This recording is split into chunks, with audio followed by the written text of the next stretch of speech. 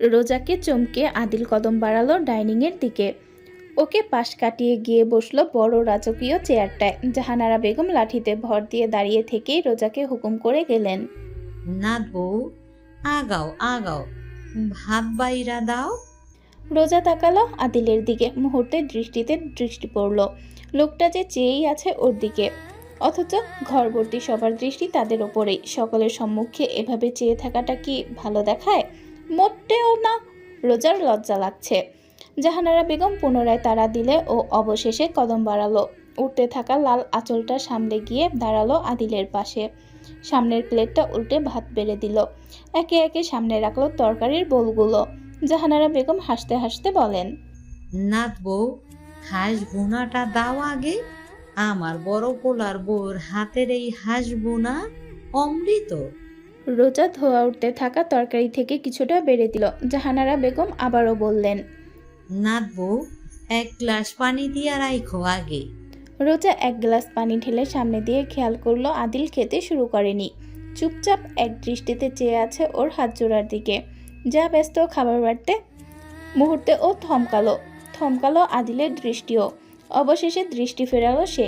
তাকালো ঘরভর্তি লোকজনের দিকে। গম্ভীর মুখে বলল, বসো। নাসির শিকদার দ্রুত নিজের ভাইদের নিয়ে বসে পড়লেন। আদিল এবারে তাকালো রোজার দিকে। তার পাশেই দাঁড়িয়ে আছে। বলে, বসো। রোজা শুনল না, দাঁড়িয়েই থাকলো। আদিল আর শব্দ নষ্ট করলো না। বরাবরই এক কথা দুবার বলতে সে পছন্দ করে না। ঘরভর্তি লোকজনের সামনেই ডান হাতটা বাড়িয়ে রোজার পাতলা কোমরটা জড়িয়ে একটানে বসালো তার পাশের চেয়ারটায়। টেবিলের নিচে আড়াল হওয়া কোমরে তখনও শক্তপোক্ত হাতটা পেঁচিয়ে আছে। রোজা কিং কর্তব্য বিমূঢ় হয়। লজ্জায় ওর দম বন্ধ হয়ে আসে প্রায়। তড়িঘড়ি করে সরায় হাতটা। মাথা তুলে আর তাকাতে পারল না পুরোটা সময়। অথচ কিছুই যেন হয়নি, এমনভাবে আদিল খেতে শুরু করেছে নিঃশব্দে। Mom, I am enjoying staying here. রোজা হাসে। হৃদির চুল বাঁধতে বাঁধতে বলে, তাই সবাইকে ভালো লেগেছে? ঘুম ঘুম চোখে মেয়েটা আউড়ে যায়। হুম, আমাকে কত আদর করে সবাই। আই লাইক দেম মা। চুলটা বাঁধা শেষ করে ওর গালে ঠোঁট ছুঁয়ে আওড়ালো রোজা। I also like them. এবার ঘুমাও, বেশি রাত হয়েছে। আজ সারাদিন ছুটোছুটি করেছো। হৃদি বালিশে মাথা রাখার কয়েক সেকেন্ডের মধ্যেই ঘুমিয়ে পড়েছে। রোজা আর চোখে তাকায় দরজার দিকে। দরজাটা ভেতর থেকে আটকেও ওর কেমন দ্বিধা হচ্ছে, ভয় হচ্ছে অজানা। দেওয়াল ঘড়ির দিকে চোখ রাখে একবার। রাতের একটা প্রায়। রোজা আস্তে করে বিছানা ছাড়ে। কিছুটা শব্দ হলেও দ্রুত ছোট সোফাটা নিয়ে টেনে রাখলো দরজার সামনে। নিশ্চয়ই এই রাত বেড়েতে শব্দ করে ঢুকতে পারবে না আর। ঢুকলেও হৃদি উঠে যাবে। তাহলেই তো রোজা নিরাপদ। রোজা বিছানার দিকে যেতে যেতে পুনরায় তাকালো দরজার দিকে। একটা সোফা যেন কম।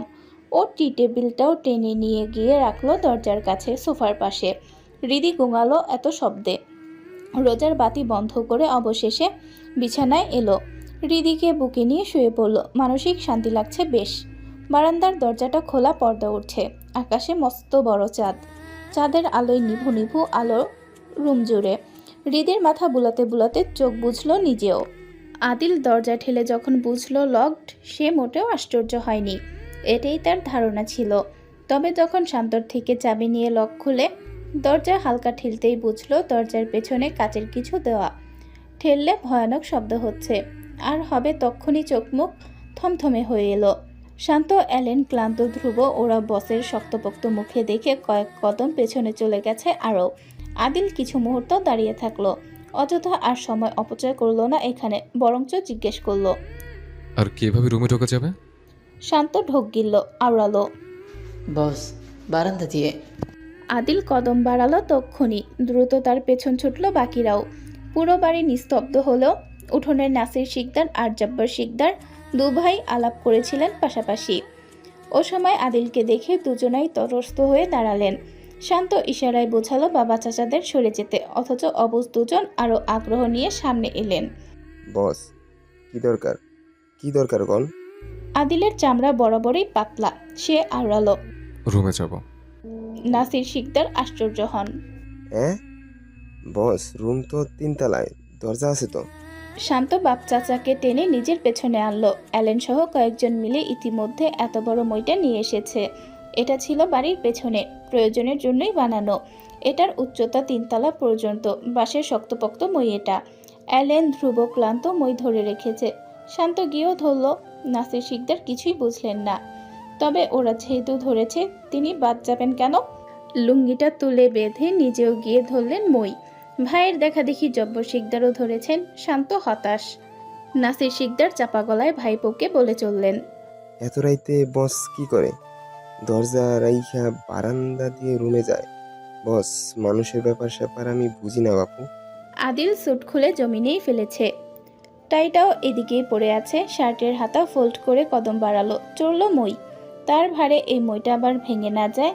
মইয়ের 7 নম্বর সিঁড়িতে পা রাখতেই মচমচ করে শব্দ হলো, তবে পুরোপুরি ভাঙল না। বেশ আমোদেই সবগুলো সিঁড়ি পেয়ে উঠতে পারলো 3 তলার বারান্দায়। ভাগ্যিস বারান্দার দরজাটা খোলা, পর্দা উঠছে। আদিল সোজা ঢোকে রুমের ভেতরে। চাঁদের টিমটিম আলোতে স্পষ্টই দেখা গেল রোজাকে। হৃদিকে বুকে জড়িয়ে বেশ আরামে ঘুমোচ্ছে। পরনে ভীষণ পাতলা সিল্কের নাইটি। আপাতত কাঁধ থেকে সরে আছে অনেকটা। চুল ছাড়া যা ছড়িয়ে আছে বিছানা জুড়ে। আদিল দাঁড়িয়ে দেখলো অনেকটা সময়। পা নড়ল না, দৃষ্টি পড়ল না। যখন নড়ল, সেকেন্ডের ভেতর শার্ট খুলল সে। খুলল হাত ঘড়ি, পায়ের জুতো। অধৈর্যের মতোই রোজার পেছনে শুয়ে পড়ল। জড়িয়ে ধরল কোমরটা, মিশিয়ে নিল নিজের সাথে। রোজার পাতলা ঘুম মুহূর্তেই ভেঙে গেছে ওই উষ্ণ স্পর্শে। ও আতঙ্কে বাকরুদ্ধ। আদিল ততক্ষণে মুখটা ডুবিয়েছে মসৃণ ঘাড়ে। ঠোঁট ছুঁয়ে যাচ্ছে অধৈর্য ভঙ্গিতেই। রোজা সামান্য ধস্তাধস্তি করতে জাপটে ধরল পুরো ওকেই। মুখটাও চেপে ধরল এক হাতে। আওড়ালো কণ্ঠ খাদে নামিয়ে। রিদি উঠে যাবে। রোজা নড়ার সাহস করল না। অন্ধকারে ফ্যালফ্যাল করে চেয়ে আছে। এক পর্যায়ে অবিশ্বাস নিয়ে আওড়ায়, কিভাবে এলেন? দরজা দিয়ে তো আসেনি। এলে শব্দ হতো, রোজা নিশ্চয়ই শুনতো। তাহলে? রোজা তাকালো বারান্দার দিকে। বারান্দার কথা মাথায় ছিল না। আর ও কিভাবে জানবে এই লোক 3 তলার বারান্দা দিয়ে উঠবে? বেয়ে 3 তলায় ওঠার পুরুষ তো তাকে কোনো দিক দিয়েই লাগে না। আদিল ঘন ঘন তার ঘাড়ে নেশার মতো শ্বাস টেনে নিচ্ছে। ওকে আষ্টে পৃষ্ঠে নিজের সাথে মিশিয়ে রাখলো। আপত্তিকর এই জায়গাটায় সেই দিনের মতো চর মারতেই রোজার চোখ বড় বড় হয়ে আসে। ও ধরফরিয়ে উঠতে চাইলেও পারল না। হাঁসফাঁস করলো গলা কাটা মুরগির মতো। দরজা লাগাবেন না আর মিসেস মির্জা। আমি কিন্তু আপনাকে ছাড়া একা শোব না। আপনি নিশ্চয়ই চাইবেন না হৃদি দেখুক ওর মাকে আমি কতটা চাই। সবটা ঘুটঘুটে অন্ধকার আর নিস্তব্ধতার চাদরে মোড়ানো। এই সময় নিচের তলার উত্তর দিকে সামনের ঘরের দরজাটায় নরম করাঘাত পড়ে। জাহানারা বেগম ধীরেই সুস্থে হাতের তসবিতে চুমু খেয়ে পাশে রাখেন যত্নের সাথে। মৃদুস্বরে বলেন, আসো দাদু ভাই। শান্ত প্রবেশ করতে নিয়েই চিন্তিত গলায় বলে যায়, এখনো ঘুমাওনি কেন দাদিমা? কত রাত হলো? কি এমন গুরুত্বপূর্ণ কথা যা বলার জন্য সকাল পর্যন্ত অপেক্ষা করা গেল না? শান্ত ইতিমধ্যে এসে বসেছে জাহানারা বেগমের কাঁধ ঘেঁষে। নরম চামড়া কুচকানো ডান হাতটা নিজের দুহাতে তুলে নিয়ে ঠোঁট ছুঁয়ে বলেই গেল, নিজের যত্ন নাও না ঠিক মতো, আমি রাগ হচ্ছি। হাসেন বৃদ্ধা। বাঁ হাতে আদর করে দেন নাতির গালটা। বলেন, ঘুম আসতাছে না, মনটা খসখস করতাছে। শান্ত বুঝল। চুপ থাকলো কিছুটা সময়। দীর্ঘশ্বাস ফেলল কেমন। আওড়ালো, কি নিয়ে? ওদের সম্পর্কটা স্বাভাবিক লাগলো না দাদু ভাই। মাইয়াডারে কি জোর করছো? মনে তো তাই হইল। শান্ত অনেকটা সময় ধরে কোনো জবাব দেয় না। তারা দেন না জাহানারা বেগমও। ভাবতে দেন নাতিকে। আদিল মির্জার ব্যক্তিগত বডিগার্ড হিসেবে শান্তর দায়িত্ব এই ব্যাপারটা এড়িয়ে যাওয়া। সব সময় তো এড়িয়েছে, তবে আজ এড়ায় না। চোখে ভাসে আজকের ঘটিত দৃশ্যগুলো। অবশেষে ফিনফিনে পাতলা গলায় অনেক কিছু আড়াল করে ভাষা ভাবে কিছুটা জানায়। জাহানারা বেগম চুপচাপ শোনেন, কিছু বলেন না। সঙ্গে সঙ্গে তাকান শান্তর চোখে। সময় নিয়ে বলেন, কাহিনী আরো আছে মন কইতাছে দাদু ভাই। সব আমারে বলো নাই। যতটা সুন্দর করে কইলা অতটা সুন্দর না। মাইয়াটা বড্ড ভালা, কত ভালোবাসে বাচ্চাটারে। ওই ভালোবাসা রুচি নাই মাইয়াটা সুন্দর হৃদয়টা নিয়া খেলা করতাছে না। এইটা কি ঠিক? ঠিক না। কাজটা ভালো করো নাই। একটা পরিবারে এমন বাজেভাবে ভাঙলা, এমন ভাবে জোর জবরদস্তি করলা। জোর করে কি কিছু হয়? হয় না। জাহানারা বেগম আর বলতে পারলেন না। শান্ত দাঁড়িয়ে পড়েছে, চোখ মুখ অস্বাভাবিক শান্ত। রাতের আধারে চেয়েও গম্ভীর শোনায় ওর কণ্ঠে বলা এক একটা শব্দ। আমার বস শুধু তারই চেয়েছে দাদিমা, তিনি ভালোবাসেন, ব্যাস এতটুকুই যথেষ্ট। এখানে আর কোনো কিন্তু কি আর কোনো ভাবনার স্থান নেই। প্রয়োজনে এমন আরও 10টা পরিবার ভেঙে কুড়িয়ে ফেলব। জাহানারা বেগম দীর্ঘশ্বাস ফেলেন, শান্তর হাতটা টেনে ফের বসান পাশে। শান্ত নিজেও ক্লান্ত ভঙ্গিতে মাথাটা রাখে বৃদ্ধার কোলে, চোখ বুজে অনেকটা সময় নিয়ে বলে, আদিল মির্জার হিংস্রতার যার সামনে মেয়ে পড়ে তাকে এতটুকু চর্ত মেনে নিতেই হবে। জাহানারা বেগম আওড়ান, আমার চেষ্টা থাকবো মাইয়াডারে স্বাভাবিক করার। আমার যে বড্ড ইচ্ছা ওই 3 জনের একটা হাসি খুশি পরিবার দেখার। শান্ত নিজেও যে অস্বপ্ন দেখে বাবা মায়ের ওই আদরের চাদরের আড়ালে বড় হওয়া হাসি খুশি আদিল সম্ভবত আর কখনো ফিরবে না। প্রতিশোধের নেশায় যে সে অন্ধকারের বড্ড গভীরে পৌঁছে গিয়েছে, ফেরার থামার আর রাস্তা নেই। এগিয়ে যেতে হবে কালো অন্ধকারের এই দুনিয়ায়। এগুলোর এই পথে তার সুখ হয়ে ম্যাডাম থেকে যাক অনন্তকাল, হোক তার বসের এই অন্ধকার পৃথিবী এক টুকরো চাঁদের আলো। আপনার মেয়েও, আপনার যদি এমন নির্লজ্জতা দেখাতে ন্যূনতম লজ্জা অসুবিধা না হয়, তবে আমার কেমন হবে? রোজার রাগান্বিত ঝাঁঝালো কণ্ঠের সামনে বড্ড নির্বিকার আদিল। রোজার নরম হাতটা টেনে এনে নিচের ছাঁচা চোয়াল ছোঁয়াতেই চট করে শ্বাসটা গলায় আটকে গেল। চোখ বুঝলো আপনা আপনি। শক্ত শরীরটায় ওই পরিবর্তনটুকু রোজাও অনুভব করতে পারে। কাঁপে ওর হাতটা, সরিয়ে আনতে চাইলো, পারল কোথায়। আদিল ছাড়লো তো না, বরঞ্চ আরও দাবিয়ে ধরে রাখলো, আষ্টে পিষ্টে মিশিয়ে রাখলো উন্মুক্ত বুকের সাথে। ওভাবে ফিসফিস করে প্রশ্ন করলো, রাইফেল চেনেন? রোজা চোখ রাঙালো, বুঝলো না এক ধরনের তর্ক বিতর্কের মাঝে রাইফেল নামের জিনিসটার কি কাজ। আদিল নরম হাতটা চোয়াল থেকে নিজের উষ্ণ ঠোঁটের উপর আনে, তালুতে ঠোঁট ডুবিয়ে বলে যেন, আপনার চৌপাটা আমার রাইফেলের মতো, কতগুলো রাইফেল থেকে বেরোনো বুলেটের মতো, এত ধারণা। রোজার ইচ্ছে করে শক্ত একটা কামড় বসিয়ে দিতে, দাঁত কিরমির করে শুধু। এক পর্যায়ে হার মানে, ওর দম বন্ধ হয়ে আসছে। এত বাজেভাবে জড়িয়ে রেখেছে, শ্বাস নিতে হিমশিম খেতে হচ্ছে।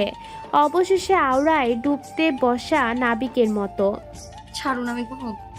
আদিল জবাব দেয় না, মুখটা পুনরায় ডোবায় রোজার ভীষণ সংবেদনশীল ঘাড়ের মধ্যে। ওখানে ছাঁচা চোয়ালটা ঘষে দিতে রোজা থরথর করে কেঁপে ওঠে, চোখ মুখ বুজে মৃদুস্বরে আর্তনাদও করে। আদিল মাথা তুলে তাকালো, রোজা চোখ বুজে রেখেছে। চাঁদের নিভু নিভু আলোয় কেমন চিকচিক করছে আদিলের ধূসর চোখের মণিতে। চাঁদ ভাসে ভাসে তারা। অভ্যাস করে নাও Roja, you will have to tolerate me even more. সারাদিন ছোটাছুটিতে গেল, ওর আটসাট শরীরটা ধীরে ধীরে জলের মতো মিশে গেল। আদিল ভীষণ সন্তর্পণে নরম শরীরটা 2 হাতে বুকে মিশিয়ে নিয়ে বরফের মতো জমে থাকলো। নড়ল না, হাত চালালো না, অপলক দেখলো সুন্দর মুখটা। তালু সমান দূরত্বটুকুও যেন অনেক বড় দূরত্ব। সে মাথাটা আরও এগিয়ে নেয়, এখন নাকে নাক স্পর্শ করার মতন দূরত্ব মাত্র। শ্বাস প্রশ্বাসের সাথে শ্বাস প্রশ্বাস মিলেমিশে একাকার। ভোরের কোমল আলো ধীরে ধীরে জানালার ফাঁক গলে ভেতরে প্রবেশ করেছে। আলোটা খুব মৃদু, কুয়াশায় ভেজা, পাখির ডাক ভেসে বেড়াচ্ছে, হালকা বাতাসে দুলছে পর্দাগুলো। সেই দুলুনিতে সূর্যের নরম আলো কখনো রোজার মুখে তো কখনো চুলে এসে পড়েছে। এমনিতেও ঘুমটা কেমন ছাড়া ছাড়া ছিল, কপালের ভাঁজগুলো ঘুমের মধ্যেও শান্ত হয়নি। সামনের শক্ত উন্মুক্ত বুকটায় ঘুমের ঘোরে মুখ ডলতে কেমন থমকায়। ওর ঘুমটা এবেলায় বাজেভাবে ছুটে যায়। ধরফড়িয়ে মাথা তুলতেই চমকে ওঠে, শ্বাস গলায় আটকে যায়। আদিল ডান কাত হয়, ডান হাতের তালুতে মাথা রেখে ওর দিকে অপলক দৃষ্টিতে চেয়ে আছে। নির্ঘুম চোখ দুটো রক্ত লাল, মনির চারপাশে শিরা পর্যন্ত ভেসে উঠেছে। রোজা দ্রুত সরে আসে। ওর এমন ধরফরানোতে জেগে ওঠে হৃদয়। বাচ্চাটা মৃদু গলায় ঘুমের তালেই ডাকছে। দুটো শব্দ আউড়ে মিটিমিটি ভাবে চোখ মেলে চেয়েছে।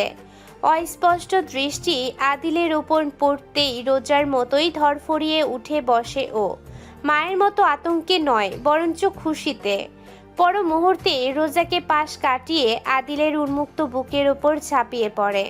ড্যাড, মেয়েকে বুকে নিয়ে নাক মুখে শব্দ করলো মাত্র। Good morning.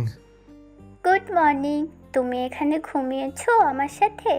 হৃদির চোখ মুখে অবিশ্বাস। একবার আদিলের মুখে তাকাচ্ছে তো আরেকবার রোজার চোখ মুখের দিকে।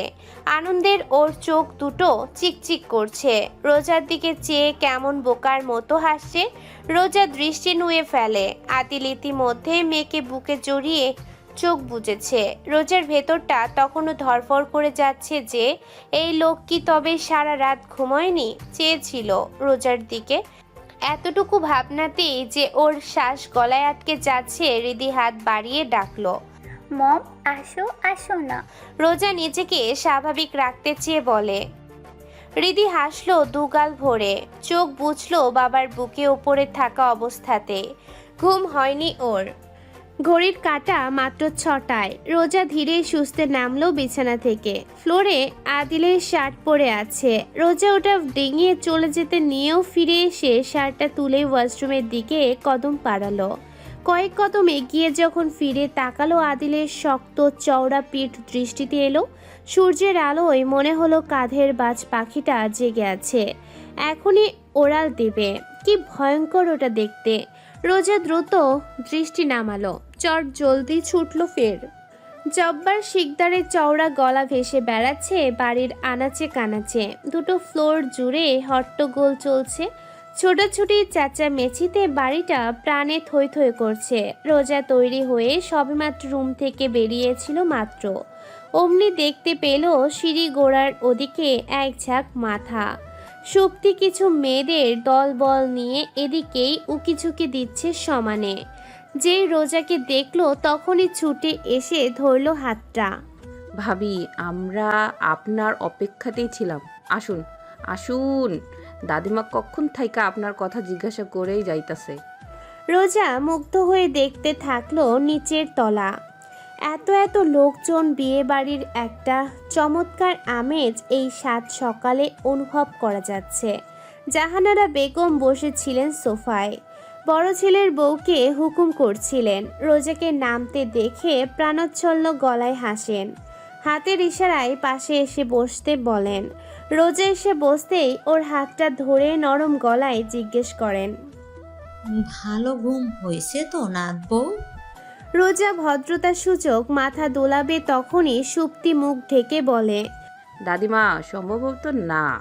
দেখছো না কেমন মশা কামড়েছে ভাবিকে? কত বড় মশা বাবা! রোজা চমকে তাকালো পাশে। সুপ্তি চেয়ে আছে ওর ঘাড়ের দিকে। জাহানারা বেগমও মাথাটা কাছে এনে ভালোভাবে পর্যবেক্ষণ করতে চাইলেন। রোজার আর বুঝতে বাকি রইল না। দ্রুত আঁচল টানলো, ঢাকলো কাঁধ। ততক্ষণে জাহানারা শব্দ করে হাসতে হাসতে বলেন, এমনি শরম পাইতে হইব না গো। জামাই সোহাগ করব না তো কে করব? সুপ্তি টেনে ধরল রোজার হাতটা। আপনি থেকে সোজা তুমিতে নেমে কেমন আদর করে বলল, ভাবি চলো ঝুমুরদের বাড়ি যাই, পাশে, বেশি দূরে না। 3 তলার অর্ধেক বডিগার্ড তখন নিচে নেমে গেছে। প্রধান দরজার সামনে দাঁড়িয়েছে ওদের প্রধান ক্লান্ত। ওখান থেকে না তাকিয়ে কাট গলায় জানালো, ম্যাডামের বাড়ি থেকে বেরোনো নিষেধ। রোজা তর্কে গেল না। সুপ্তির হাত ধরে আস্তে করে বলল, পরে যাবো, রীতি উঠুক। ও উঠে আমায় না দেখলে কান্নাকাটি করবে। সুপ্তি গতকালকেই দেখেছে বাচ্চাটা কেমন মা পাগল, তাই আর ও বিষয়ে কথা বাড়ালো না। রোজাকে বাড়ির ভেতরটা দেখাতে শুরু করলো। এক ধরনের বাড়িগুলো রোজার ভীষণ পছন্দের। আগেকার রাজবাড়ির মতন। প্রত্যেক পিলার দেয়ালে এত চমৎকার কারুকার্য মুগ্ধ চোখে চেয়েও ক্লান্ত হওয়া সম্ভব না। পুরো বাড়িটা ঘুরে যখন ছাদে এলো দেখতে পেল নতুন মুখ। একটি মেয়ে দাঁড়িয়ে আছে, বেশ সুন্দর দেখতে, লম্বা চুল, ফর্সা গায়ের রং, লম্বা চওড়া, সামান্য স্বাস্থ্য আছে। বয়সটা বিশেষ ওপরে হবার সম্ভাবনা দারুণ। রোজার দিকে চেয়ে আছে মেয়েটা, কিছুটা অদ্ভুত সেই দৃষ্টি, অঙ্গভঙ্গিও। সুপ্তি হেসে বলল, আমার বড় ফুপু, বড় মেয়ে কাজল আপু, এসো পরিচয় হও। মেয়েটা এলো বেশ সময় নিয়ে, এসে যখন দাঁড়ালো সামনে আর চোখে রোজার মুখের দিকেই চাইলো বারে বারে। সুপ্তি বলে যাচ্ছে, শান্ত ভাইয়ার বসের স্ত্রী রোজা ভাবি। গতকাল তো পরিচয় হওনি, আজ হয়ে নাও। ভাবি কিন্তু ভীষণ মিষ্টি। সুপ্তির উচ্ছ্বাসের সামনে মেয়েটা কিছুটা নির্বিকার, কথাবার্তাও তেমন বাড়ালো না। রোজার আগ্রহ এভাবেও কম, ভদ্রতা দেখালো না, সোজা ঘুরে নেমে গেল। অমনি সুপ্তি ছুটল রোজার পেছনে। রোজার হাত জড়িয়ে ভালোভাবে তাকালো মুখের দিকে, অবশেষে গলা নামিয়ে বলল, রাগ করো না ভাবি, কাজল আপু এমন না। আজ কি হয়েছে কে জানে, মন খারাপ বোধ হয়। রোজা এড়ালো কাজল নামের মেয়েটার ব্যাপার। অন্য ব্যাপারে কথা বলতে বলতে যখন নিচের ফ্লোরে এসে পৌঁছালো, ক্লান্ত সামনে এসে দাঁড়ালো। রোজকারের মতো হাতে কোনো অস্ত্র নেই, মাথা নুয়ে ধীরে বলে শুধু, ম্যাডাম, স্যার ডাকছেন। রোজা শুধু তুলে তাকাতেই একজোড়া ধূসর চোখের দৃষ্টিতে দৃষ্টি মিলল। আদিল দাঁড়িয়ে আছে উদম শরীরে, ওর কোলে রিধি, হাত নাড়িয়ে ইশারায় ডাকছে সমানে। রোজার দৃষ্টি নোয়াতে গিয়ে হকচকালো। দৃষ্টি গাঢ় করতে দোতলার পিলারের পেছনে কারোর উপস্থিতি লক্ষ্য করল। কিছুক্ষণ আগে ছাদে যেই মেয়েটাকে দেখে এলো, ওই মেয়েটায় আড়াল হয়ে আছে। রোজার মনে পড়ল গতকালও সম্ভবত এই মেয়েটাকে ও দোতলার পিলারের পেছনে দেখেছিল। এমন লুকোচুরি করছে কেন, আর দেখছেই বা কি? হৃদি ইতিমধ্যেই চেঁচিয়ে উঠেছে, মম, কাম আপস্টেয়ার্স। রোজা আর ওসব দিয়ে ভাবলো না, সিঁড়ি ধরলো দ্রুত। এতটুকু সময়তেই বাচ্চাটা হেরে গলার সামনে ডেকে গেল। এতটুকু সময়তে বাচ্চাটা হেরে গলায় সমানে ডেকেই গেল। যা শুনে নিচতলা থেকে জাহানারা বেগম সহ বাকিরা শব্দ করে হাসছে। বস, আদিল ল্যাপটপ থেকে দৃষ্টি তুলে তাকালো। শান্তকে দেখে ডান ব্রু তুলল অমনি।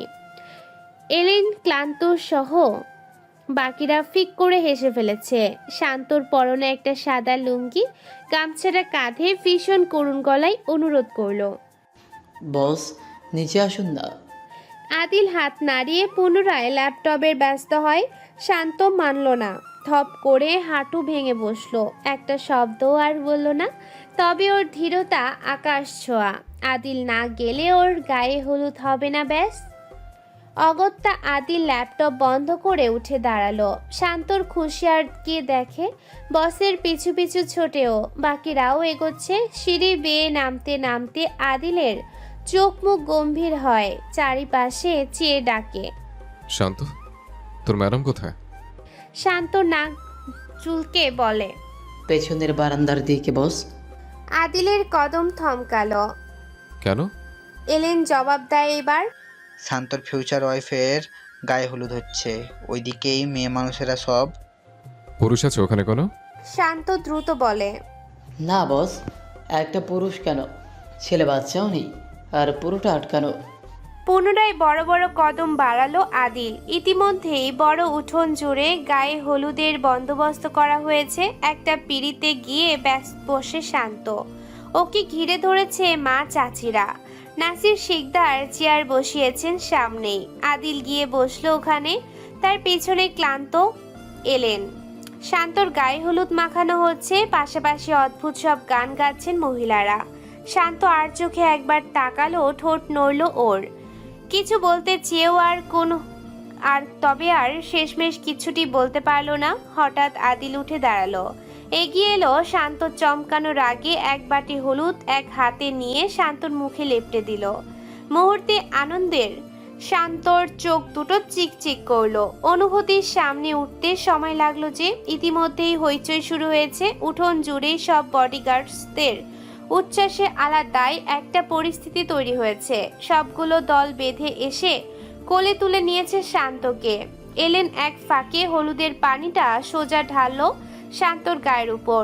সৈয়দ সবার মধ্যে ভীষণ লুকিয়ে খুলে দিয়েছে লুঙ্গির নট। শান্তর হাসি ধপ করে নিভে গেল। ধরফড়িয়ে চেঁচালো, মানিজ্জত খাবে নাকি? সর সর, নামা হালার পোল হারালা। ও দুহাতে কোনো রকমে লুঙ্গিটা পেঁচিয়ে নিয়েছে। আদিল পুনরায় গিয়ে বসেছে চেয়ারে। বিশাল বড় বক্সে তখন গান বাজছে।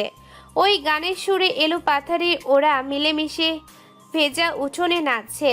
ওদের সামনে শান্ত। ওর লুঙ্গি তোলা নাচে সামিল হয়েছেন স্বয়ং নাসির শিকদার। আদিল এলোমেলো ভঙ্গিতে একটা ব্লুটুথ কানে ঢোকালো এবং ঢুকিয়ে থমকে গেল। অমন উল্লাসের মধ্যেও শান্ত লক্ষ্য করল বসের তাজ্জব মুখ। হঠাৎ আদিল দাঁড়াতেই ক্লান্ত এলেন ছুটে এলো শান্ত। আদিল দ্রুত গলায় প্রশ্ন করলো, ওদিকটা দেখার উপায় আছে? শান্ত বোকার মতো চেয়ে থাকলো। আদিলের কথা বুঝতে একটু সময় লাগলো। বুঝতেই ওর মুখটা হা হয়ে গেল। এলেন গুতো মারতেই চট জলদি বলে, দাদিমার রুম দিয়ে দেখা যায়। আদিল কদম বাড়ালো বাড়ির ভেতর। বসের তারা দেখে আশ্চর্য বাকিরাও। শান্ত লুঙ্গি তুলে ছুটছে। 5 মিনিটের পথ ওর 2 মিনিটে অতিক্রম করেছে। জাহানারা বেগম রুমে নেই। রুমের ভেতরে আদিলের সাথে শুধু শান্ত আর এলেন প্রবেশ করেছে। জানালাটা খোলা। পরিষ্কারভাবে মেয়েদের চেঁচামেচি শোনা যাচ্ছে। ঝুমুর তখনও অনুনয় করে যাচ্ছে, ভাবি, তুমি আমাকে ভালোবাসো না? বলো। রোজার অসহায় কণ্ঠ। বাসি, কিন্তু রিধি গোঙাচ্ছে রীতিমতো। মম, I wanna see. I really want to see you dance. Adil এসে দাঁড়ালো জানালার সামনে। দৃষ্টি প্রথমেই পড়ল রোজার ওপর। পরনে হলুদ রঙের জর্জেটের শাড়ি, চুলগুলো কোমরের নিচে দুলছে। জাহানারা বেগমের পরিয়ে দেওয়া গহনাগুলোই শোভা পাচ্ছে নাকে, কানে, গলা আর হাতে। অবশেষে রোজা অসহায়ভাবে মাথা দোলালো। শাড়ির আঁচলটা গুজে নিল কোমরে। বক্সে গান ছাড়া হয়েছে। রোজা গানের সুর ধরে নাচ শুরু করতেই আদিলের হাত থেকে ব্লুটুথটা শব্দ করে ফ্লোরে পড়ে গেল। ইয়ে রূপ রং মেরা জাত হে ফিতনো কি, আরে নিয়াত বদল কাই জানে কিতনো কি, হাসকে জিদাই मैं अपनी नज़र उठा दूँ उधर बने अफसाने हैं मिलेंगे तुझको गाली गाली मेरे नाम के दीवाना हो ऐसी वैसी मैं नहीं रजा तेरे जैसे कितने हाय जजा।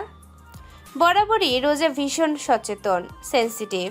অন্যরকম অনুভূতি হতেই নাচতে নাচতে হঠাৎ করেই ওর দৃষ্টির সামনে পড়ল।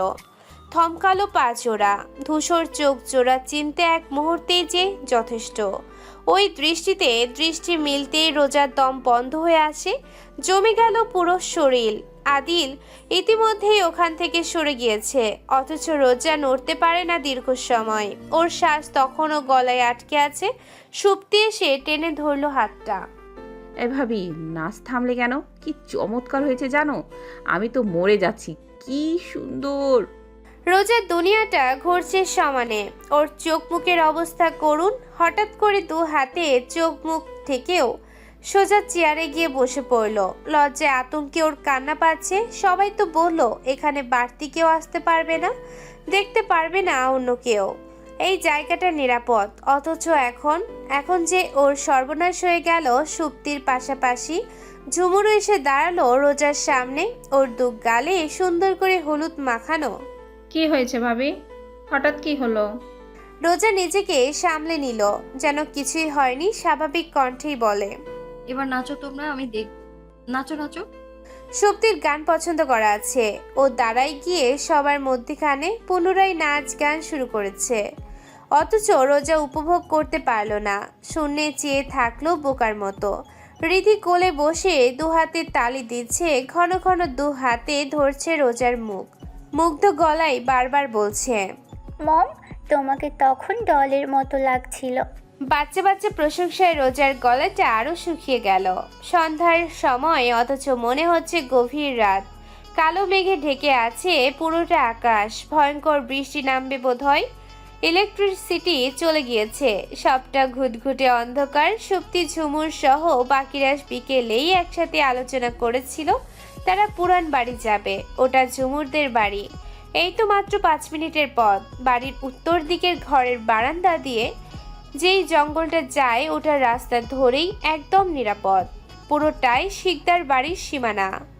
এসব শুনে অবশেষে রোজা রাজি হয়। এখান থেকে এখানেই তো, তার উপর এখানে কি আর এমন হবে? এটা তো শহর না। অগত্যার রিধিকে নিয়ে ও ওদের সাথে উত্তর দিকের ঘরে পৌঁছালো। বারান্দাটা একদম জমিন লাগানো, সহজেই নামা যায়। রিধিকে নিয়ে নামতেই ও খটখট করে হাসলো রোজাও। বাতাসে উড়ো উড়ি কাণ্ড, ধুলো বালিতে চারপাশে কেমন আরো অন্ধকার হয়ে গেল। ঝুমুর তখন ধরে রেখেছে রোজার হাত, বলে যাচ্ছে, মা, তোমার কথা শুনে কি পরিমাণ আগ্রহ হয়েছে জানো না? তোমাকে দেখার জন্য বড় ইচ্ছে। দেখিও, তোমাকে দেখলে কি খুশিটা না হয়। সুপ্তির হাতে লণ্ঠন ছিল। এ যাত্রায় লণ্ঠনটা নিভে গেল থপ করে। জঙ্গলের গাছপালায় আধার আরো ধীর দেখালো। রিধির চোখে বালু যেতে পারে ভেবে ওকে আঁচল দিয়ে ঢেকে কোলে নিয়েছে রোজা। জঙ্গলটা ছোট খাটোই, দুধারে যে রাস্তা গিয়েছে এখান থেকে বোঝা যাচ্ছে। আকাশে ফাটল পড়লো তীব্র বজ্রপাত। রোজা আটকে ওঠে। ভয় পেয়েছো মা? রিধি হাসছে তখনও।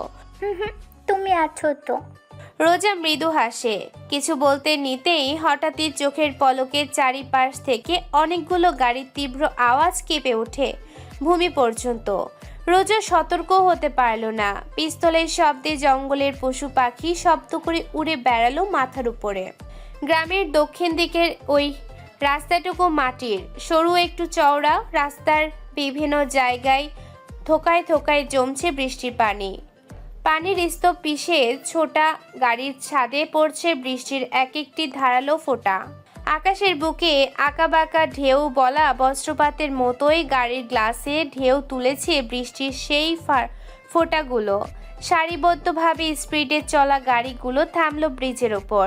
ব্রিজের দুপাশে সিমেন্টের রেলিং, নিচ দিয়ে বয়ে গিয়েছে নর্থ নদী। আকাশটা তখনও বিভৎস কালো মেঘে ঢেকে আছে। অবিরাম নামছে ধারালো বৃষ্টি। হঠাৎ করে তীব্র ঝলক। এক মুহূর্তের জন্য চারপাশের সব কিছু স্পষ্ট হয়ে ওঠে দিনের আলোর মতন। দেখা যায় বড় ধূসর ট্রাকগুলো, যা ধীরে ধীরে এসে হাজির হয়েছে বৃষ্টির গোড়ায়। হেডলাইটের আলোতে সুস্পষ্ট দেখা যাচ্ছে বৃষ্টির এক একটি ফোঁটা। চিটচিটে কাদামাটি। টারিয়ারের চাকা কাদায় ভিজে বসে গেছে মাটিতে। ট্রাকগুলোর পেছন থেকে সামনে এসে থামা 4 চাকার গাড়ি থেকে বেরিয়ে এলো ম্যানেজার আনোয়ার খন্দকার। তার হাতে ছাতা, বড় বড় কদমে এগুচ্ছেন সামনে দাঁড়ানো গাড়িগুলোর দিকে। ইতিমধ্যেই শান্ত ছাতা হাতে বেরিয়েছে বাকি বডিগার্ডসগুলো। ছোটখাটো ব্রিজটা বডিগার্ডস গাড়ির উপস্থিতিতে আরও ছোট হয়ে এলো। ওরা ঘিরে ধরেছে আশপাশটা। শান্ত সোজা প্যাসেঞ্জার সিটের দরজা খুলেছে, হাতের ছাতাটা উপরে তুলে ধরে আছে। ভেতর থেকে বেরিয়ে এসে ভেজা রাস্তায় ফেলা পায়ের জুতোটা চকচকে চোখা। লম্বা চওড়া বিশাল দেহটা পুরোপুরি বেরিয়ে আসতেই আনোয়ার সাহেব বলেন, গুড ইভিনিং বস। আদিলের প্রত্যুত্তর অস্পষ্ট। বৃষ্টির শব্দের সাথে ভেসে গিয়েছে কালো গ্লাভস পরিহিত হাতের আঙ্গুলের ভাঁজে পিষ্ট হওয়া সিগারেট। পুনরায় ঠোঁটে গুজতে গুজতে তার ধূসর চোখের দৃষ্টি গিয়ে পড়ল ট্রাকগুলোর ওপরে। দীর্ঘ পথ পেরিয়ে আসা ট্রাকগুলোর অবস্থা করুণ। আদিল সামনে কদম বাড়ালে পেছন ছাতা ধরে দাঁড়ানো শান্ত তালে তাল মিলিয়ে কদম বাড়ায়।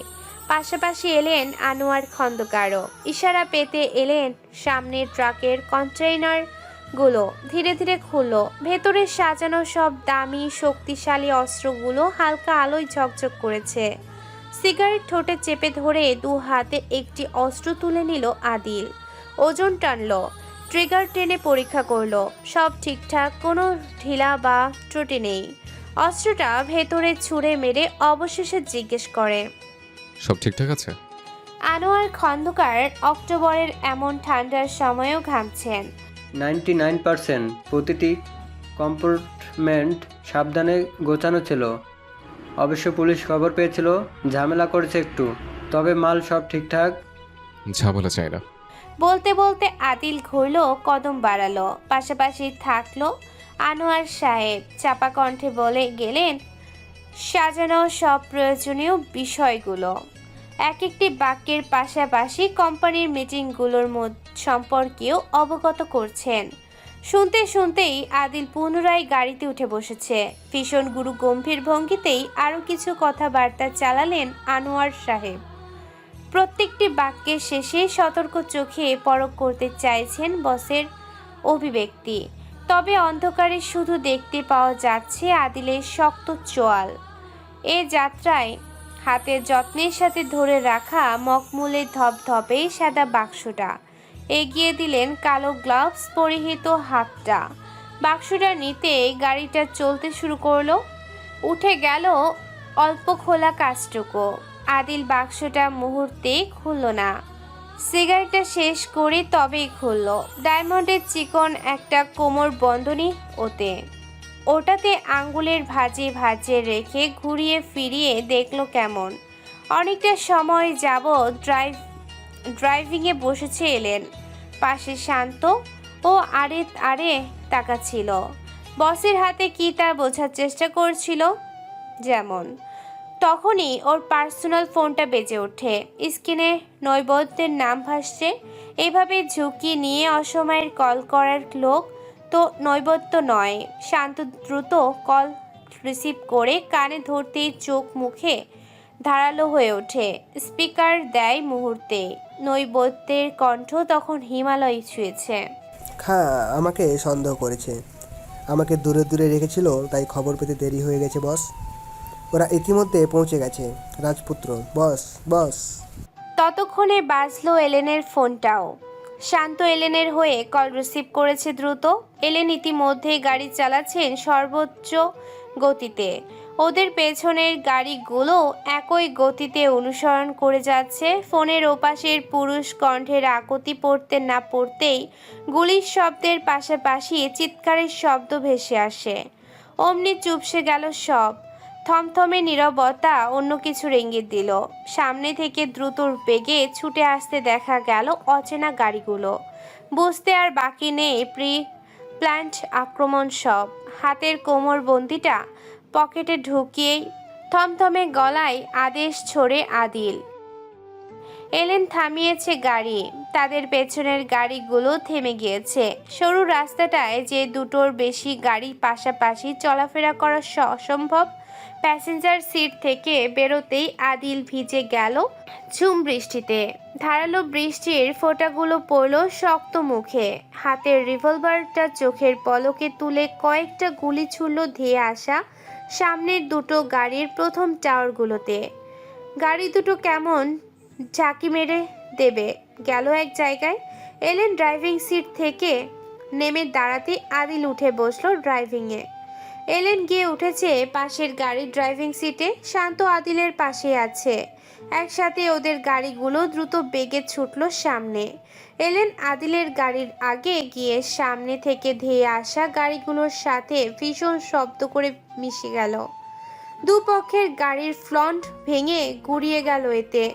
এলেন হেয়ালির সাথে আক্রমণ চালিয়ে রাস্তাটা ক্লিয়ার করতে আদিলের গাড়ি হাওয়ার বেগে এগিয়ে যায়। পরপর ওদের বাকি গাড়িগুলো। রাস্তার দুধারে যাওয়া গাছপালাগুলো চোখের পলকে পেছনে চলে যাচ্ছে। বাতাসও বেড়েছে বৃষ্টির প্রখরতা। ইতিমধ্যে শান্ত সহ বাকি বডিগার্ডসগুলি চালাতে শুরু করেছে কাজ নামিয়ে। বিপরীতে গুলির আক্রমণ আরও ভয়াবহ। ওদের প্রাণপণ চেষ্টা তাদের সময় নষ্ট করার তা ঠিক বুঝে নিয়েছে আদিল। তার ভয়ঙ্কর রূপ নেয়া চোখ দুটো স্থির। স্টিয়ারিংয়ে থাকা হাতটা অজান্তেই কাঁপে। থেমে থেমে বলে, ধ্রুবকে কল লাগা। ইতিমধ্যে শান্তর ব্লুটুথ ওপাশে কানেক্ট হয়েছে। যা শুনলো এতে এক মুহূর্তের জন্য বুঝলো চোখ। পর মুহূর্তেই আদিলকে জানালো স্টিয়ারিংয়ে থাকা আদিলের হাতের শিরা ভেসে ওঠে। পর মুহূর্তেই ব্লুটুথটা কেড়ে নিজের কানে ঢোকায়। হিমালয় ছোঁয়া ওই গর্জনে কাঁপন গাড়ির ভেতরটা। গার্ড দিতে বলেছিলে মাদারফাকারের বাচ্চারা। বাড়ি থেকে বেরোলো কিভাবে? খাস খাইতেছিলি? সেফ জোনে নে ওদের। Do it fast. ঘিরে রাখ। আমার ওয়াইফ আমার বাচ্চার গায়ে একটা টোকা পর্যন্ত লাগলে তোদের আমি চিন্তা কবরে ঢোকাবো। আদিল জোরে শ্বাস টেনে নিল। গাড়ির অতি সর্বোচ্চতে বাড়িয়ে হিসিয়ে উঠল। ধ্রুব, protect them. I want to see them safe and sound. Did you hear me? Did you fucking hear me? আকাশ ফেটে বৃষ্টি নামছে। ঝমঝমে শব্দে পাতা, মাটি, গাছ সব কাঁপছে। তীব্র বাতাসে ভয়ানকভাবে দুলছে গাছের পাতলা ডালপালাগুলো। তখনই বিদ্যুৎ চমকালে কয়েক সেকেন্ডের জন্য পুরো জঙ্গলটা সাদা আলোয় ভেসে উঠতে স্পষ্ট দেখা যায় তাদের ঘিরে ধরা হিংস্র লোকদের। তাদের এক একটা গুলির আওয়াজে জঙ্গল কেঁপে উঠেছে। প্রকৃতির বিভৎসতার চেয়েও যে বিভৎস সে দৃশ্য। সামনে গুলি খেয়ে পড়ে থাকা বডিগার্ডের শুটের বাম দিকে পিতলের বাজ পাখির ছাপ। রোজা এই বাজ পাখির আদিলের কাঁধে দেখেছিল, খেয়াল করেছিল সেই বাজ পাখির ছাপ তার প্রত্যেকটা বডিগার্ডের কালো কোটের বাম পাশের কাঁধের দিকে আছে। চিহ্ন, পরিচয়। কিছুক্ষণ আগে তাদের রক্ষা করতে থাকা একজন চোখের পলকে মরে পড়ে আছে। এটা রোজা সহ্য করতে পারল না। হৃদিকে জড়িয়ে রাখা হাতটা কাঁপল সামান্য। রক্তে ভেসে যাওয়া মাটির দিকে চাইতেই চোখ বুজে ফেলল। গুলিটা সোজা কপালে ঢুকেছে লোকটার। রোজার পেছনে হৃদি, ঝুমুর, সুপ্তি সহ বাকিরা। এক একটা গুলির আওয়াজে ওরা ভয়ে আর্তনাদ করে উঠেছে। ভয়ে ছিটিয়ে যাচ্ছে রোজার পেছনে।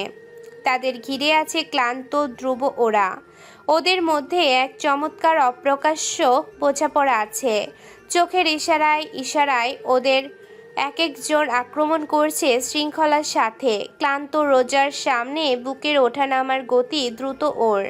সামনে চেয়ে থেকেই ও চাপা গলায় বলে, ম্যাডাম, প্রিন্সেসকে নিয়ে পেছন রাস্তা ক্লিয়ার করে দিতেই ছুটবে। ক্লান্ত কথাটুকু শেষ করতে পারে না। একটা গুলি এসে বিঁধে যায় ওর কাঁধে। রোজার শ্বাস গলায় আটকে গেল। অস্পষ্ট স্বরে আর্তনাদ করে উঠল, আর ইউ অলরাইট? হেই ক্লান্ত দাঁতে দাঁত পিষে আওড়ায়। তারপরও ম্যাডাম, পেছনে দৌড়ান, আমি দেখছি। গণহারে ছোড়া গুলির আরেকটি এসে বিঁধল ক্লান্ত গুলিবিদ্ধ কাঁধেই। হাত কাঁপল। রিভলভারটা পড়তে নিতেই রোজা ধরে ফেলল দু হাতে।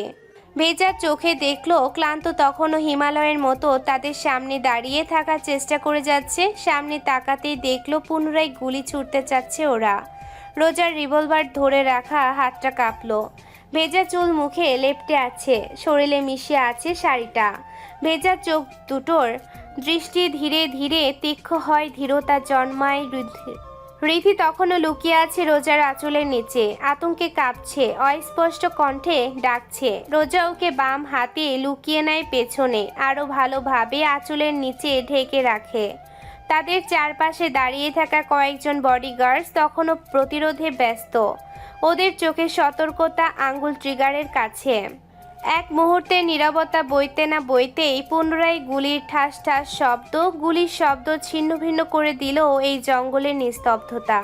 রোজা অবশেষে হাত ওঠায়, ক্লান্তর কাঁধ ঠেলে সরিয়ে দেয় সামনে থেকে।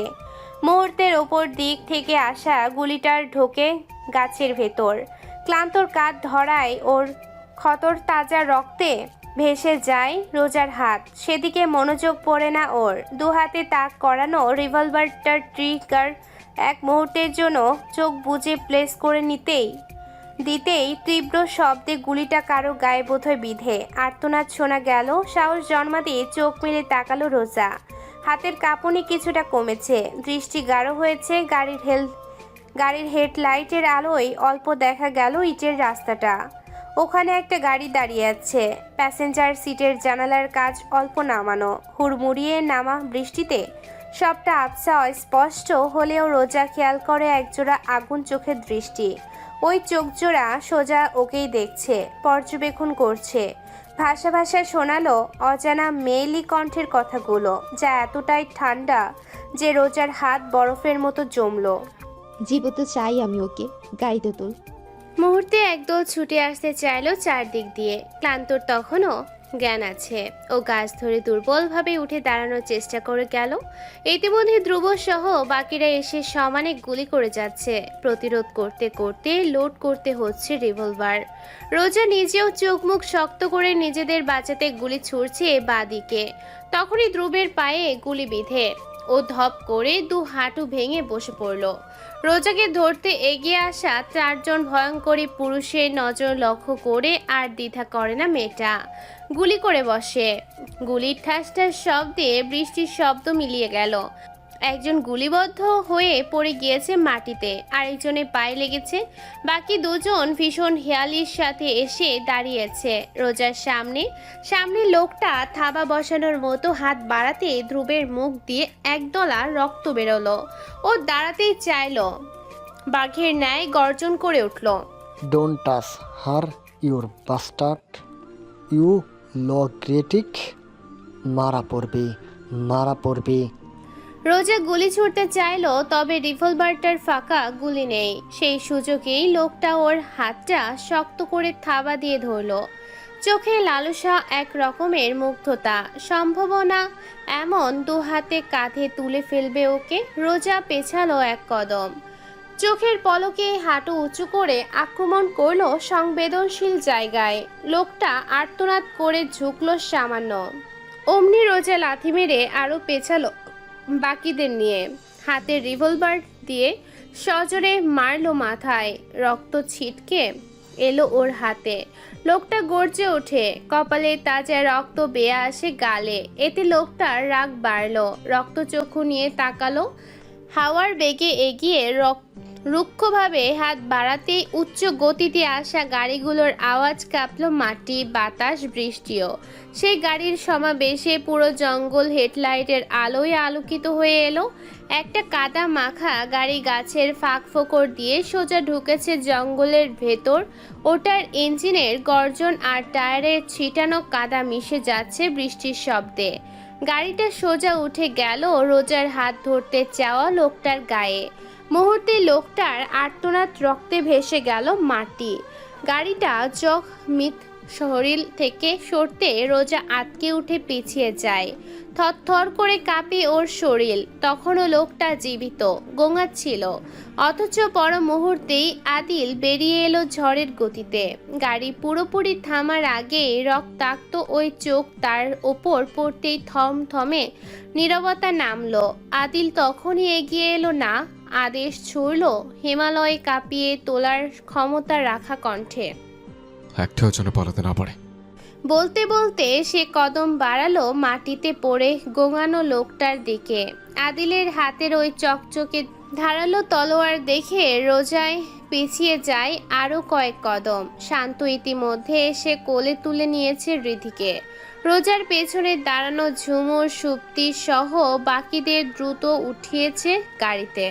মুহূর্তে গাড়িতে চড়ে শান্ত তখনই রওনা দিয়েছে। অথচ রোজা চোখ ফেরাতে পারল না, নড়তে পারল না, পলক ফেলতে পারল না। জমে গেল একই জায়গায়। ও দেখলো কিভাবে ধারালো তলোয়ারটা এক কোপে আলাদা করে ফেলল তাকে ছোঁয়া ওই হাতটা। রোজার গা কাটা দিয়ে উঠল, পেট গুলিয়ে উঠল। আতঙ্কে ও চোখ মুখ বুজে তখনই দৌড়ে পালাতে চাইল, ওর পুরো অস্তিত্ব লুকাতে চাইল। অথচ তখনই আদিল ঘুরে দাঁড়ালো।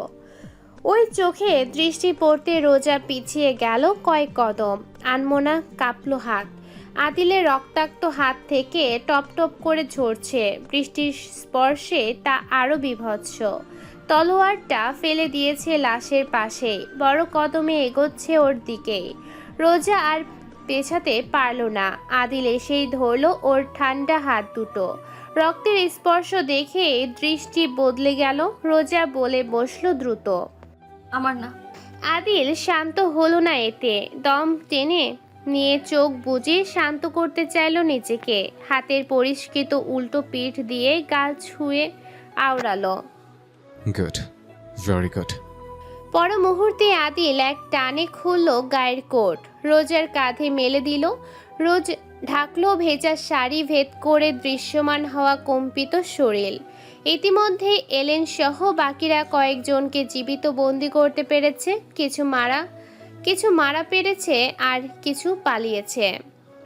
এলেন মাথা নুয়ে আস্তে করে জানালো। সাথে উনিও ছিলেন।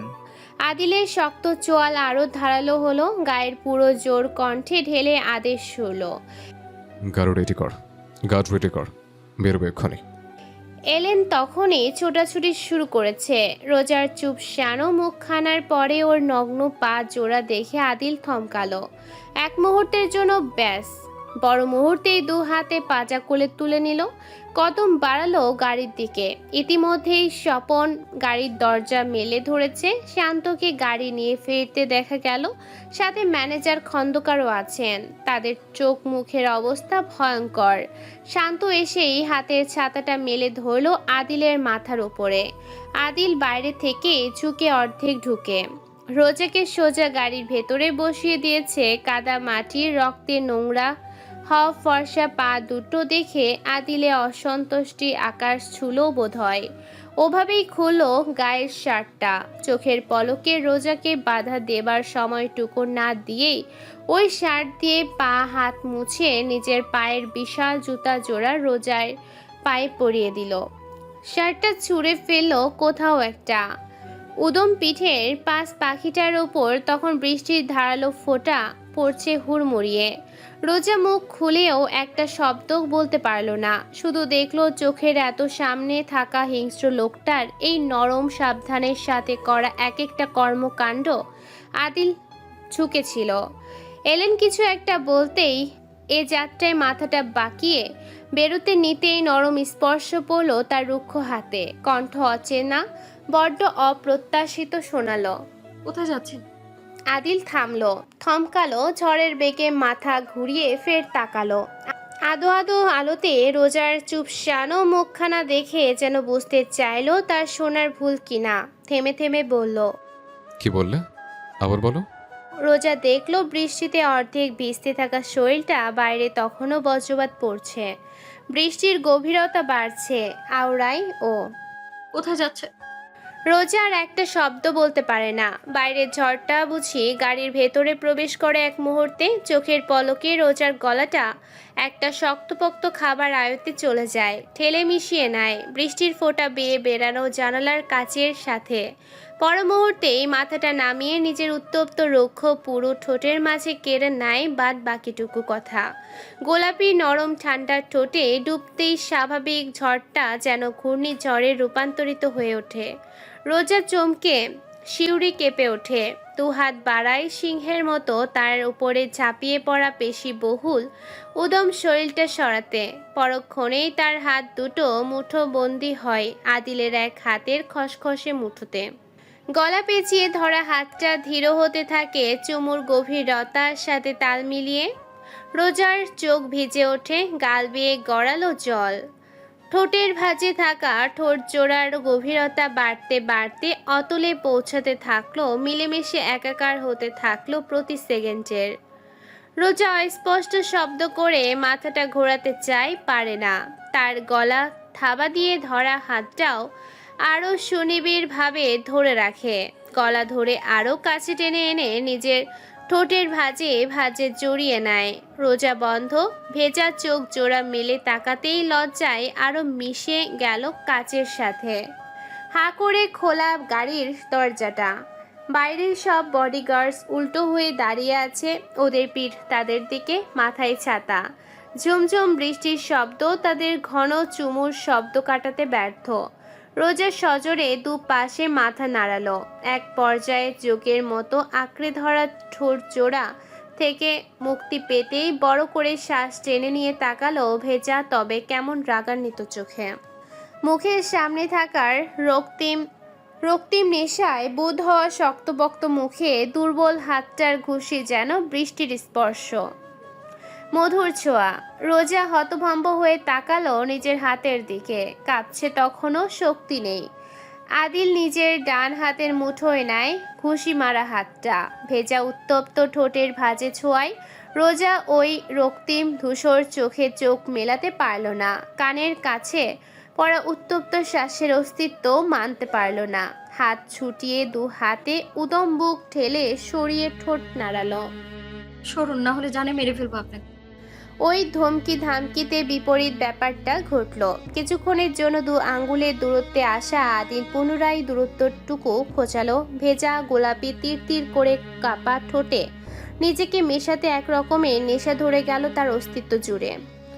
দু হাতে রোজার পাতলা বৃষ্টিতে তখনও ভেজা কোমর আষ্টে পৃষ্ঠে জড়িয়ে এনে ফেলল উদম বুকের ওপরে। ঠোঁট ছেড়ে ঘাড়ে মুখ গুজতেই রোজা মিয়ে গেল। দু হাতে ঠেকল শক্ত মুখটা। এ যাত্রায় আদিল নিজেই থামলো। যখন তাকালো ওই চোখের দৃষ্টি অন্যরকম, অপ্রকাশিত। ভাষা ভাষা আদিল বেরিয়ে গেল। দরজাটা লাগিয়ে দিল শব্দ করে। কিছু একটা বলল শান্তকে। এক পলক ফিরে তাকিয়ে ওভাবেই দলবল নিয়ে বড় গাড়িটাতে চড়ে চোখের পলকে বেরিয়ে গিয়েছে। কাউসার আহমেদকে একরকম ধরে বেঁধে নিয়ে যাচ্ছেন জমিদার বাড়ির লোকজন। আরে বাবা, তাকে তৈরি হওয়ার সময়টুকু তো দেবে নাকি? তার পরনে লুঙ্গি, স্যান্ডু গেঞ্জি মাত্র। লুঙ্গির অবস্থা আবার শোচনীয়। বয়স তো তার কম হয়নি, 60 ছুঁই ছুঁই প্রায়। বৃষ্টির মধ্যে কাদা মাটিতে কয়েক কদম হেঁটেই হাঁপিয়ে উঠেছেন। এই বয়সে এত দ্রুত কি হাঁটা যায়? তিনি এক মুহূর্তের জন্য দাঁড়ালেন জিরিয়ে নেবার জন্য, অথচ এতটুকুর ধৈর্যও নেই শহরের মানুষজনের বোধহয়। স্বপন তার হাত থেকে মেডিকেল বক্স নিতেই রাদিন নির্বিকার মুখে ভদ্রলোককে নিজের চওড়া কাঁধে উঠিয়ে নিয়েছে। পরনে লুঙ্গি ধরে আর্তনাদ করে ওঠেন কাউসার সাহেব। তখনই এসে থেমেছেন কালো গাড়িটা। স্বপন ড্রাইভিং সিটের পাশে বসতে বসতে তাড়া দেয়, চল চল। রাদিন ভদ্রলোককে গাড়িতে তুলে নিজেও উঠে বসেছে। গাড়িটা ছোটে দ্রুত বেগে। ঝুম বৃষ্টি পড়া নরম মাটির রাস্তা পিষে ছোটা গাড়িটা চোখের পলকে এসে পৌঁছেছে জমিদার বাড়ির ভেতর। নাসির শিকদার তার ভাইদের নিয়ে দাঁড়িয়েই ছিলেন দুয়ারের কাছে। রাদিন গাড়ি থেকে নেমে পুনরায় কাঁধে তুলতে চাইলে কাউসার আহমেদ ধরফড়িয়ে সরে বসেন। বাইরে চেয়ে ধরে আসা কণ্ঠে ডাকেন। স্বপনের থমথমে মুখে আধার নামলো। রাদিন অবশ্য তা কানে তুলল না। পুনরায় ভদ্রলোককে কাঁধে তুলে নিয়েছে। কচ্ছপের মতো অমন গুটি কদম ওর সহ্য হচ্ছে না। দ্রুত কদম বাড়িয়েছে বাড়ির দিকে। নাসির সাহেব হাতের ছাতাটা ছোট ভাইয়ের হাতে ধরিয়ে নিজেও এগোতে এগোতে জানালো, চাচা, ওরা অত্যন্ত চিন্তিত দেখিয়া এমন করতেছে, নাইলে এমন করে না। খুব ভালো ভদ্র আছে। তোমাকে জানাইছিলাম না আমাগো বসের সম্পর্কে? তার বাচ্চার জ্বর, বুঝই তো, বাচ্চা মানুষ, গুরুতর। কাউসার সাহেব কাঁধে ঝুলে থেকে চোখ রাঙালেন, দাঁতে দাঁত পিষে বলেন। জব্বার সাহেব একবার তাকালেন শক্তপোক্ত মুখের রাদিনের দিকে, তারপর স্বপনের দিকে। ইনি বিনিয়ে আস্তে করে বলেন, চাচা আর একটুখানি তো থাকুক।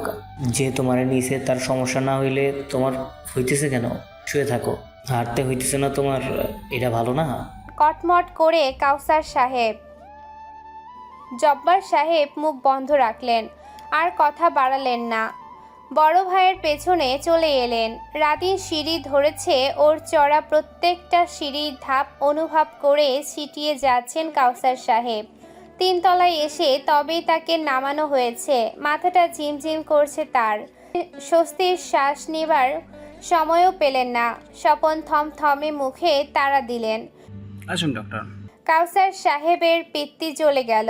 কি সুন্দর ডাক! তিনি চোখ পাকিয়ে তাকিয়ে নিজেই প্রবেশ করলেন ভেতরে। রিধির চোখ মুখ রক্তিম, শুকনো ঠোঁটে কিছুক্ষণ আগে তেল ছুঁয়ে দিয়েছে রোয়া।